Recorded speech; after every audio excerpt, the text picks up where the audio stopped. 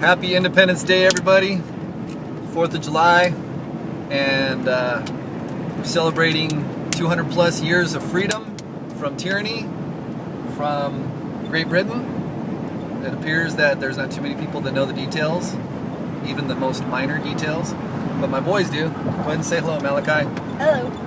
You too, Jake. Hi. What do you want to say about today? Anybody? That today is a great day.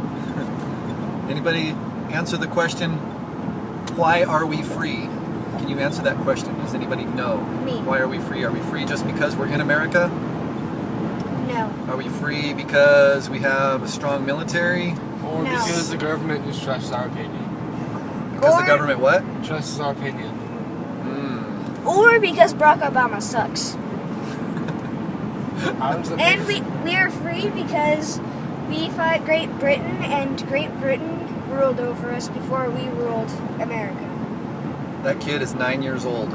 What else? I read the Declaration of Independence. Okay, so the Declaration of Independence declared that we were free from the tyranny of King George, who was the King of England. And so that separated us according to the piece of paper that was signed by the founders in the Declaration of Independence, right? Yep, and everything that King George did, Barack Obama did. I have to laugh because Malachi got halfway through the Declaration of Independence and looked up at me and said, "Dad, this is what Barack Obama's doing." Hey, he's a smart kid, what can I tell you? By the way, who's your parents? You're pretty smart. The one that started this recording. So I just wanted to also mention, it was just a piece of paper until we actually shed the blood of patriots who believed in the cause of freedom, as they called it back then. And in order to secure that, they had to defeat the soldiers, the British soldiers, and during the duration of the war, there were other nations that joined us in the cause. So in essence, it was actually the First World War, because the Dutch and the French and the Spanish, who all had previous grievances against Great Britain, the superpower that they were, joined us in our cause, if not for our cause, at least for their own, because of the grievances that they had with Great Britain. So it was a world war.